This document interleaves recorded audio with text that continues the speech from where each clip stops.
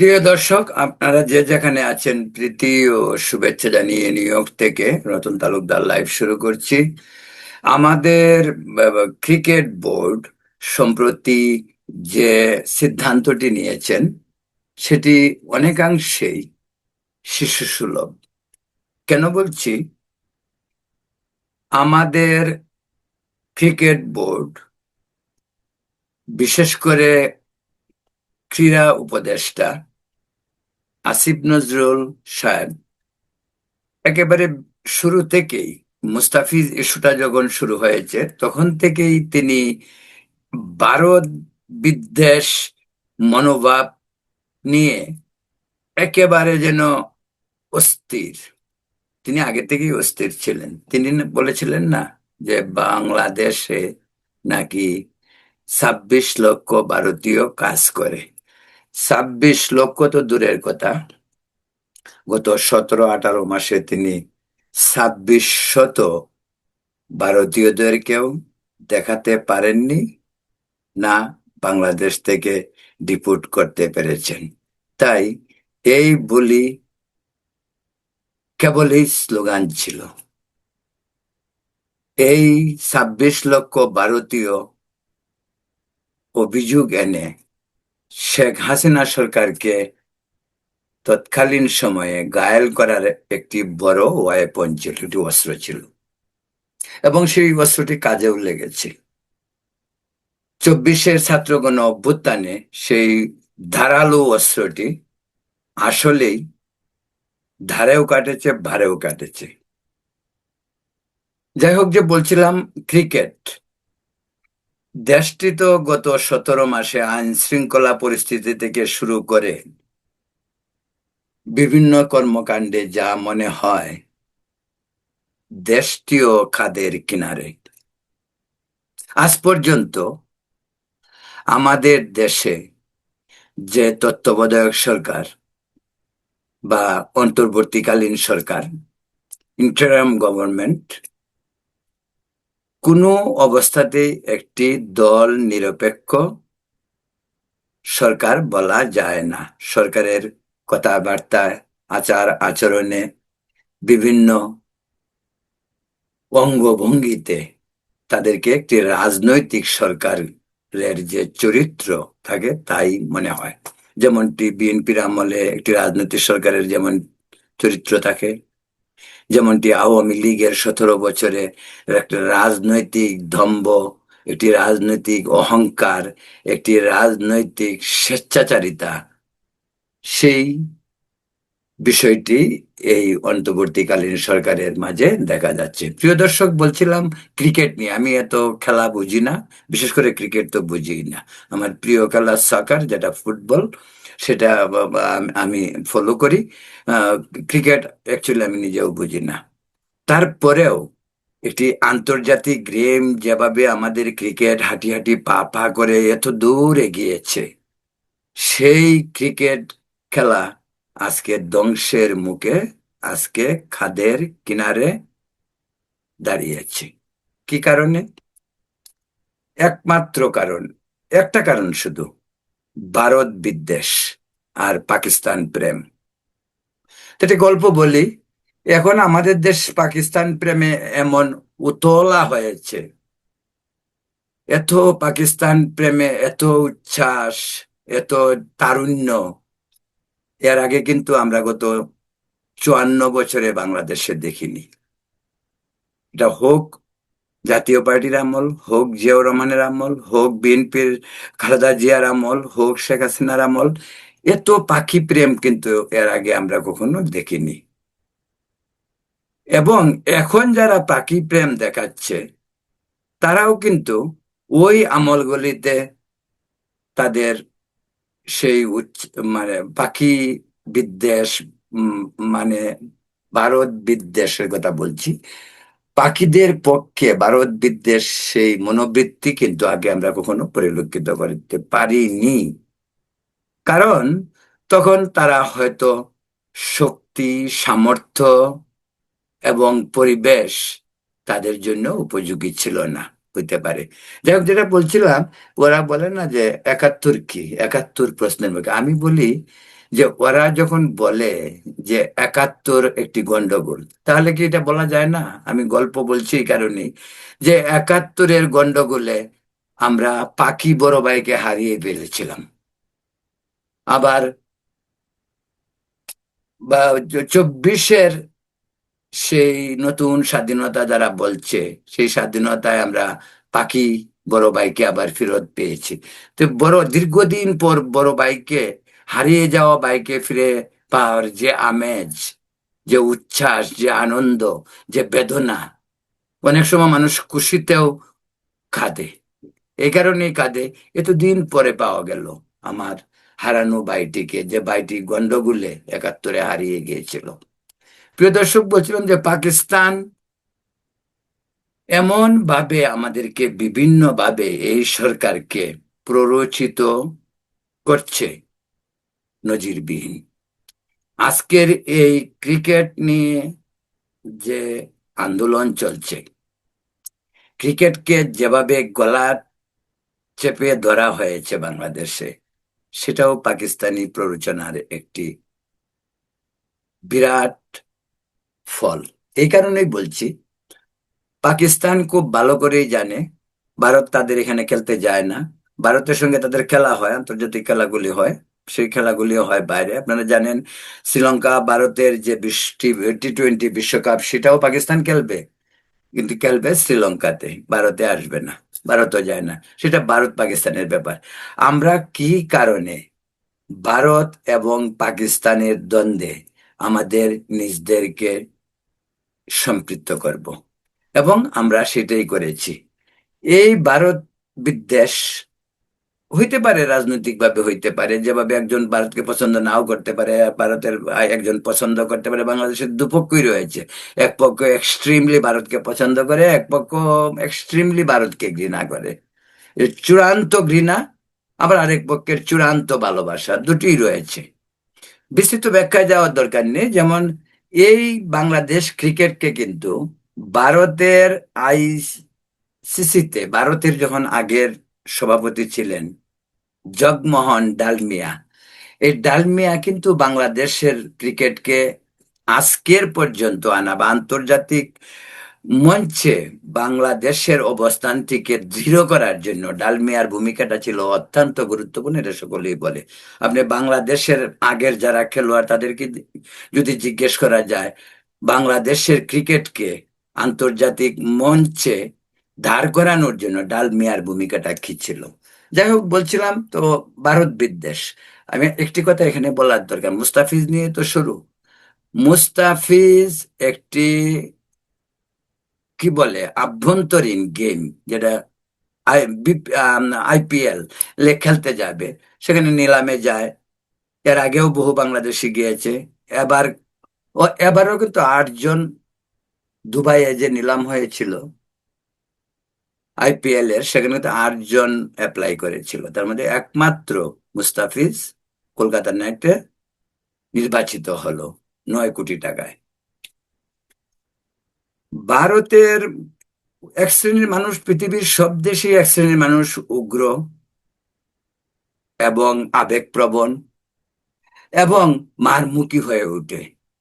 বাংলাদেশে ক্রমবর্ধমান সংখ্যালঘুদের উপর যে অত্যাচার, নিপীড়ন, হত্যা হয়েছে, তার প্রেক্ষিতে ভারতের 1-2 জন তো বলতেই পারে যে বাংলাদেশে আমাদের ভাইদেরকে বা হিন্দুদেরকে মারা হচ্ছে দেখে আমরা ওইখানে মুস্তাফিজ যখন খেলতে আসে, তাহলে আমরা তাকে অ্যাটাক করব বা খেলতে দিব না, তাকে প্রত্যাহার করা হোক, এই দাবি করতেই পারে। কিন্তু আচ্ছা, ধরুন এই উল্টা জিনিসটা যদি আমাদের দেশে হতো, যে আমাদের বিপিএল এ খেলতে আসবে ভারতের কয়েকজন প্লেয়ার। এখন ভারতের প্লেয়ার যখন আমাদের দেশে খেলতে আসবে, আর আমাদের দেশ নিয়ে যদি ভারতে উল্টাপাল্টা কথাবার্তা বলে, আমাদেরকে অপমান করে, তাহলে আমরা আমরা কি করব তখন কাজটা? আমরা তো সেম কাজটা করবো, আমরা হয়তো আরো একটু বেশি করব, কারণ আমাদের তো এমনিতেই ভারত বিরোধিতা চরমে। তো এক্স্যাক্টলি এটা হয়েছে। এই বিষয়টিকে কেন রাজনীতিতে এনে খেলাধুলা, যেটা স্পোর্টস, সেটাকে কি কারণে রাজনীতিকরণে আবরণ দিতে হবে? এবং এবার যেটা হয়েছে এটা সম্পূর্ণ রাজনীতি। আপনারা পত্রপত্রিকা নিউজে সব দেখেছেন, আমি সেখানে যাব না। আইসিসিআই কিন্তু 21 তারিখ পর্যন্ত তাদেরকে সময় দিয়েছে, কিন্তু তারা যাবে না, যাবে না, যাবে না। মাতাব্বরটাকে, মাতাব্বর হলো যে অতি উৎসাহী আমাদের আসিফ নজরুল সাহেব, তিনি যাবেন না। এখানে আরেকটি তথ্য আমরা পেয়েছি, সেটাও মেক সেন্স, সেটাও হইতে পারে। আপনারা জানেন খালেদা জিয়ার যে হলো জানাজার আগে, মারা যাওয়ার পরে ভারতের পররাষ্ট্র সচিব জয়শঙ্কর এসেছিলেন বাংলাদেশে সহমর্মিতা সহানুভূতি প্রকাশ করতে। এই জয়শঙ্কর সাহেব যখন আসে, তিনি কিন্তু ডক্টর ইউনূসের সঙ্গে দেখা করেননি। কিন্তু এই আসিফ নজরুল সামহাও জয়শঙ্করের সঙ্গে ফ্লোরে দাঁড়িয়ে কথা বললেন, রিকোয়েস্ট করলেন তিনি যেন ডক্টর ইউনূসের সঙ্গে সাক্ষাৎ করেন, কারণ ডক্টর ইউনূস পাশের রুমেই ছিল। তারপরেও কিন্তু জয়শঙ্কর ডক্টর ইউনূসের সঙ্গে সাক্ষাৎ করেনি। আসিফ নজরুলের খুব এখান থেকে আরো বেশি, যদি এমনিতেই তার ভিতরে তো ভারত বিরোধিতা, ভারত বিদ্বেষের তুষের আগুন জ্বলছেই, যখন সে নিজে গিয়ে জয়শঙ্করকে বলল, কিন্তু জয়শঙ্কর তারপরেও তার কথা সাড়া দিল না, তার খুব বোধহয় আরো দাউ দাউ করে জ্বলে উঠল। এটা একটা অন্যতম কারণ। আর 5 আগস্টের পর আসিফ নজরুল ভারত নিয়ে যত বিদ্বেষমূলক কথা, পাকিস্তানের সাথে প্রেম, এই সমস্ত নিয়ে যা করেছে, তা ভারতবাসীরও জানা, আর আমাদের বাংলাদেশের মানুষেরও জানা। সেটাই অন্যতম প্রধান কারণ। তার মাঝে পাকিস্তানের যে আশকারা, পাকিস্তান পাকিস্তান এমন একটি দেশ, পৃথিবীতে যদি বাটপার, ধান্দাবাজ, অসৎ, মিথ্যাচার যারা করে, তাদের জাতীয়ভাবে এই দেশটি সারা পৃথিবীতে খ্যাত। আপনাদের মনে আছে বিভিন্ন বৈশ্বিক রাজনীতির কারণে আন্তর্জাতিক সম্প্রদায় পাকিস্তানের সঙ্গে যোগাযোগ করতে হয়, পাকিস্তান একটি পারমাণবিক শক্তি দেশ, সেটা ঠিক, কিন্তু এই পাকিস্তানের অবস্থা আপনাদের অজানা নয়। সারা পৃথিবীতে ভিক্ষুকের জাতি হিসাবে পরিচিত। ওই কদিন আগেই সৌদি আরব থেকে, এমনকি আজারবাইজান থেকেও পাকিস্তানের শত শত হাজার হাজার ভিক্ষুককে ফেরত পাঠানো হয়েছে। এই হলো পাকিস্তানের অর্থনীতি একেবারে ধ্বংসের মুখে, দেউলিয়া। যে দেশটি সেনাবাহিনী রাজত্ব করে, এক সামনে একটি সিভিল গভর্নমেন্টকে পুতুল হিসাবে রেখে, সেই দেশের অর্থনীতি ভয়াবহ। এবং আরেকটি এক্সাম্পল আপনাদেরকে দিই, যে পাকিস্তানের 300 টাকার উপর, 325-30 টাকা হলো $1, আর আমাদের $1 125 টাকা। ব্যবধানটা দেখুন। আমাদের আমাদের আমাদের আন্তর্জাতিক মার্কেটে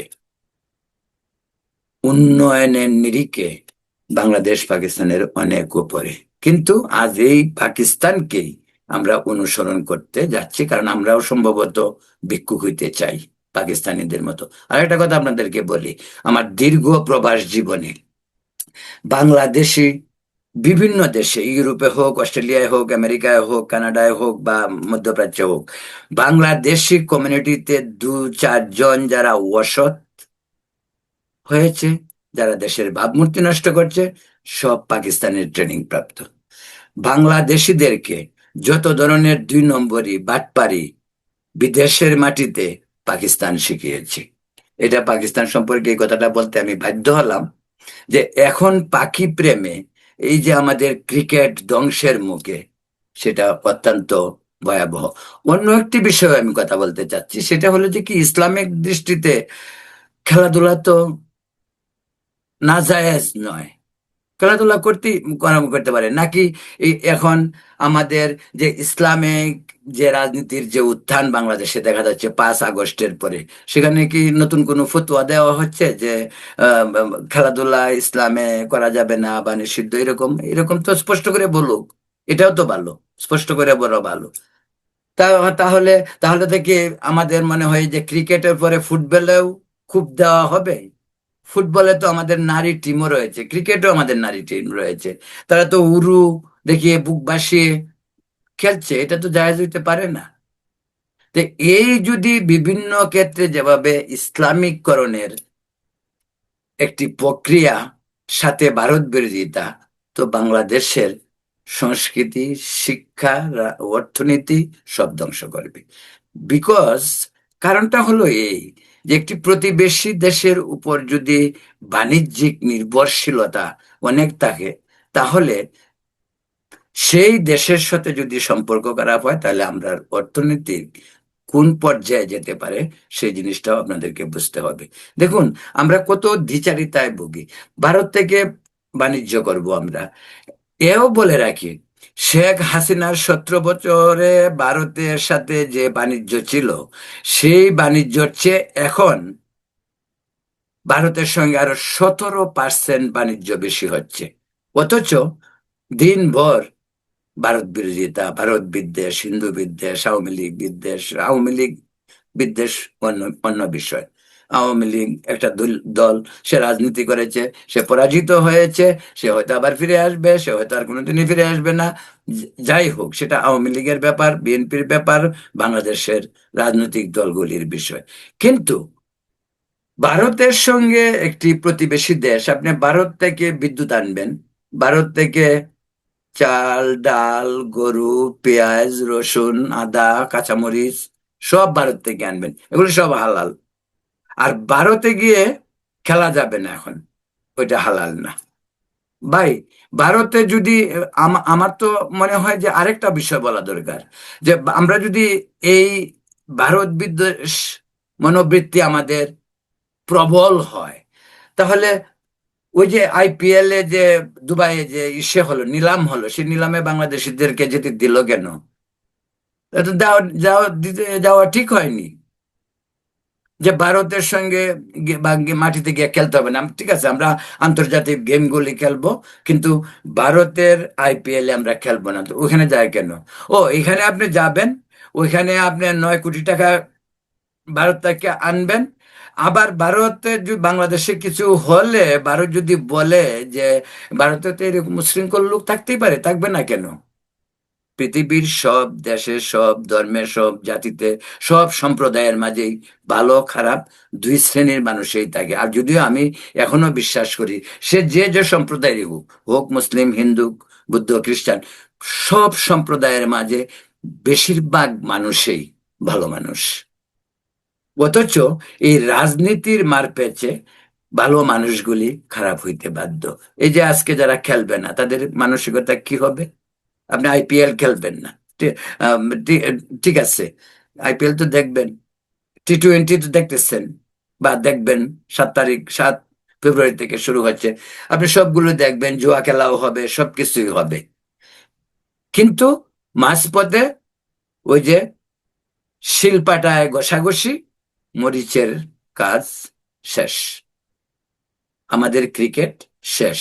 আমাদের এই তরুণ সম্ভাবনাময়, যাদেরকে নিয়ে আমরা গর্ব করি, যে ছেলেগুলি খেলে, শুধু অর্থের জন্য না, ওরা তো দেশের প্রেমে উদ্বুদ্ধ হয়ে গেলে, ওরা তো দেশের বাইরে গিয়ে গেলে দেশের মান, সম্মান, ইজ্জত, খ্যাতি, যশ সব মাথায় রেখেই তাদেরকে খেলতে হয়। তারপরে এই বিশ্বকাপ খুব আসবে না, আসতে পারে। আইসিসি যে পয়সাটা বাংলাদেশকে দেয়, এই পয়সা কিন্তু প্রায় $1 মিলিয়ন উপরে, কিন্তু তো আয়ও হচ্ছে। তো এখন তো লোকসানও দিতে হবে। প্রিয় দর্শক, বলছিলাম এই যে খেলার বিষয়টিকে এমন ভাবে জড়িত করে আসিফ নজরুল ব্যক্তিগতভাবে এর জন্য দায়ী, আমি তাকে বেশিরভাগ তাকেই দায়ী করব। সেই হলো নাটের গুরু, তার গিরিঙ্গিতেই আজকে এই ক্রিকেটের এই দৈন্যদশা। আরেকটা কথা বলি, আমাদের খেলোয়াড়রা কিন্তু তা চায়নি। এবং আমি আমি নিশ্চিত আমাদের বাংলাদেশের ক্রিকেট ক্রিকেট বোর্ডের অধিকাংশ কর্মকর্তারাই এই আসিফ নজরুল তত্ত্বের সঙ্গে দ্বিমত পোষণ করে, কিন্তু তাদের কোনো চয়েস নাই। সরকার সরকার বলছে, সরকার বলছে, ভালো একটা দোহাই। সরকার বল, আর সরকারটা কি? সরকারটা যেন ওখানে যে ক্রীড়ামন্ত্রী, উনি সরকার, উনার ইচ্ছা মতো চলবে। উনি বলছে ভারতে যাব না, যাব না। উনি বলছে পাকিস্তান যাব, যাব। মেনু যদি চেঞ্জ করতে হয়, খেলার স্থান যদি চেঞ্জ করতে হয়, এটা তো এমন না। টি-20 গেমের এগুলি প্রোগ্রামগুলি আজ থেকে অন্তত 6 মাস আগে তারা করেছে। আপনি হঠাৎ করে হোটেল বুক হয়েছে, স্থান নির্ধারণ করা হয়েছে, আপনি হঠাৎ করে আপনি বললেন যে না আমরা ওখানে খেলবো না, শ্রীলঙ্কায় গিয়ে খেলবো, এটা তো হইতে পারে না। এখন আমাদের ঢাকায় যদি একটি খেলা হয়, ওয়ার্ল্ড ওয়ার্ল্ড কাপ, এখন ভারতীয়রা যদি বলে, সব স্কেজুয়াল, সব সময়সূচি হয়ে গেছে, ভারতীয়রা যদি এসে বলে যে না বাংলাদেশে হিন্দুদের উপর অত্যাচার হচ্ছে, আমরা খেলবো না, আমরা আমাদের জন্য খেলা দেওয়া হোক নেপালে, এটা হইল? আমাদের সব প্রস্তুতি সম্পন্ন হবে, আইসিসিআই সব কিছু করবে, আমাদের হোটেল বুক থেকে শুরু করে নিরাপত্তার বিষয় সব কিছু হবে। তখন যদি ভারত বলে যে না আমাদেরকে 3 সপ্তাহ আগে আমাদেরকে নেপাল নিয়ে দিতে হবে, আমাদের এটা হলো জিনিসটা? এটা তো হয় না, এটা বাস্তবতা। এবং এইটাই এক্স্যাক্টলি এই ঘটনাটাই ঘটছে আমাদের দেশে এখন।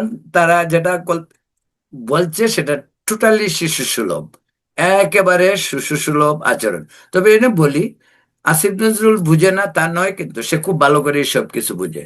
ও পাকিস্তানি দান্দা, আর নিজের ভেতর থেকে ভারত বিদ্বেষ যখন তাকে তাড়িত করে, তখন সে ওই যে ব্লাড প্রেশারের মতো তার রক্তচাপ বেড়ে যায়। এই হলো আসিফ নজরুল। অথচ ব্যক্তিগতভাবে মানুষটি একটি বদমাইশ, ব্যক্তিগতভাবে সে একটা অসৎ। জানেন আমেরিকায় তার কতগুলি বাড়ি? ঢাকা বিশ্ববিদ্যালয়ের আইনের প্রফেসর হিসেবে একটা মানুষের কত টাকা থাকতে পারে? আমেরিকাতে বাড়ি, লন্ডনে বাড়ি, টাকা পয়সা কোত্থেকে আসছে? চুর তো শুধু বদনাম করা হয় আওয়ামী লীগকে, তো ওরা কি করেছে? যাই হোক প্রিয় দর্শক, খেলা আজকের বিষয়টা খেলার মাঝে সীমাবদ্ধ রাখি, যে খেলা নিয়ে অত্যন্ত দুঃখজনক ঘটনা সেটা।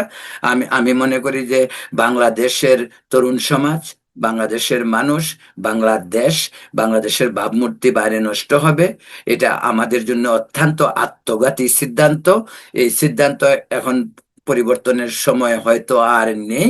আপনারা জানেন আইসিসি বলে দিয়েছে তারা বাংলাদেশ যদি খেলতে না আসে, তারা স্কটল্যান্ডকে নিয়ে আসবে, তো স্কটল্যান্ডে তারা নিয়ে আসবে।